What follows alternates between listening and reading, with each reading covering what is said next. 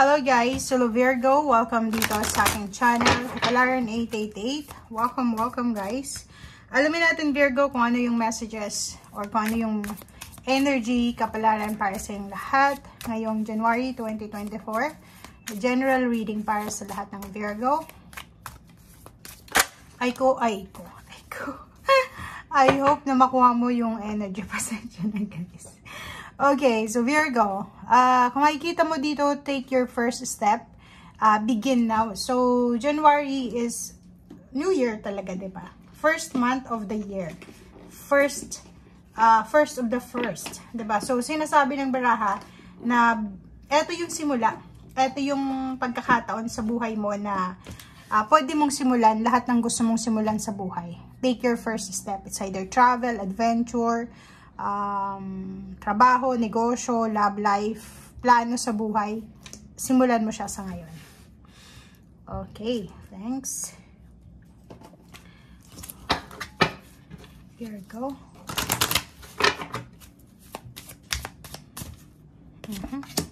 Okay, number 12. Wow. So, kung makikita mo dito, manifestation to. Maraming magagandang balita, good news. Kasi kung makikita mo dito, di ba, may hawak tong cellphone.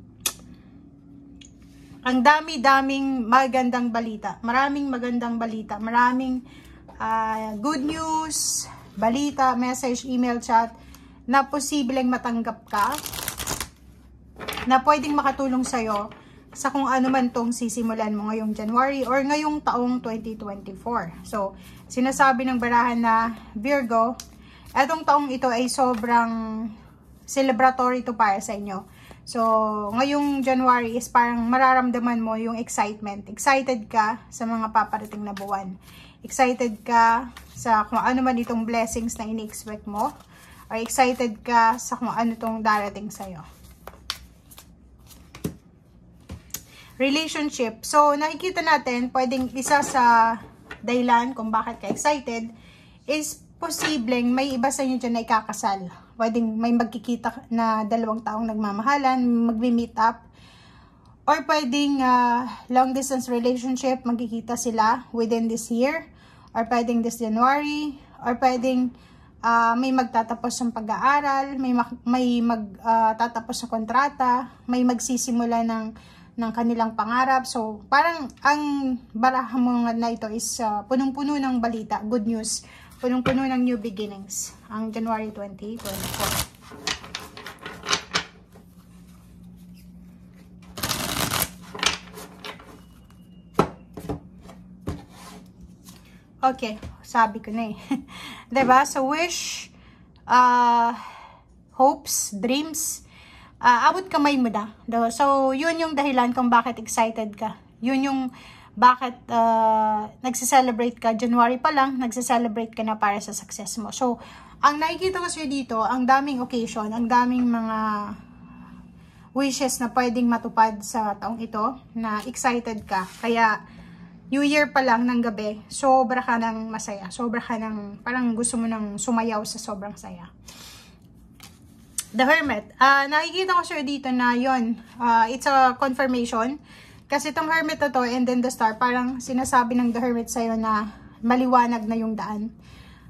Paakyat ka na doon sa ano mo sa Temple Path. 'Di ba? Paakyat ka na doon sa success, sa tagumpay mo, and iniilawan ka na ng The Hermit. So, ibig sabihin, malapit ka na doon sa stability, sa balance, harmony, sa kahit anong area sa buhay mo. And you're protected by the angels, sa kung ano man itong, parang angels lang to, na Hermit na to. So, sisimulan mo yung taon na 2024 na may protection ka, may liwanag, and hawak-hawak mo na yung pangarap mo. So, sobrang napaka-blessed mo and napaka-grateful mo sa buwan na to. Okay, 7 of Wands. Wow. So, anong tatlong barahang to? 4. Sinasabi ng baraha sa'yo dito na may mga imbalances ka sa buhay from your past. Past ha, hindi yung kasalukuyan na. May mga imbalances ka sa buhay na posibleng masettle mo this year, especially January. Mga pain and heartaches from your past. Sinasabi ng barahan na ganun pa rin. Like, kung halimbawa na naloko ka, Virgo, sa usaping pera, naloko ka sa usaping trabaho or relationship, nandito pa rin yung 7 of Wands na kailangan mo pa rin na maglagay ng boundary sa paligid mo para hindi ka na ulit maloko pa or para wala nang makapasok na manloloko sa buhay mo. Okay. Queen of Wands, nakikita natin dito na sobra-sobra yung motivation, sobra yung passion na balansehin yung salapi.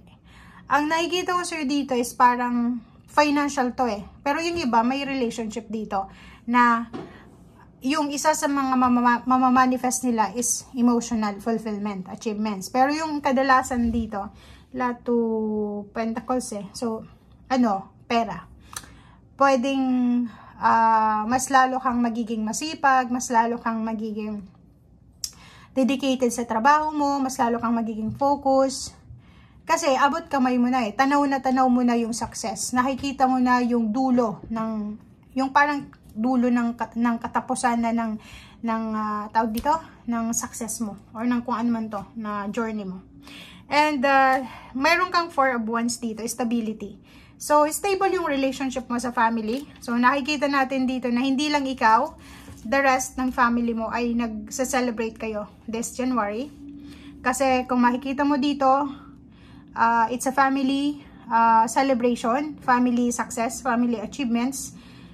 And parang nararamdaman mo na eto na yung simula ng pag-usad ng success ng buong family. May iba sa inyo ditong pinaplano na kung paano yung celebration, ano yung ihahanda, ano yung gagawin, anong party.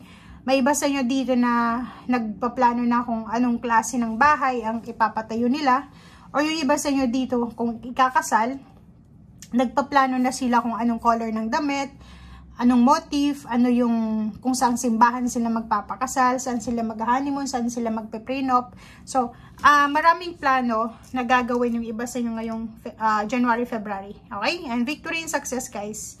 Wow! Congratulations sa inyo. So, dito sinasabi ng barahan na anuman ang pagsubok, anuman ang competition, or anuman itong mga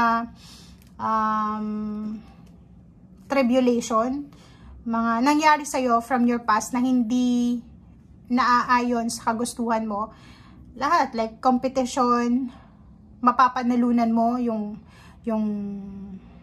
kung ano man tong pinaglalaban mo, parang ganun. So victorious, ikaw yung mananalo, maraming mga tao ang this year is parang ikaw yung bida, ikaw yung nakasakay dito sa kabayo na to, na lahat ng tao ay nakatingin sa iyo, Virgo, na pinupuri ka nila, pinapalakpakan ka nila. Maraming good messages, congratulatory messages. Dahil etong parang competition or kung ano man to na bagay sa buhay mo na kaaway or parang ganon, ikaw yung nanalo, ikaw yung victor, ikaw yung nakakuha ng victory. Okay? So, thank you guys and see you again. Bye!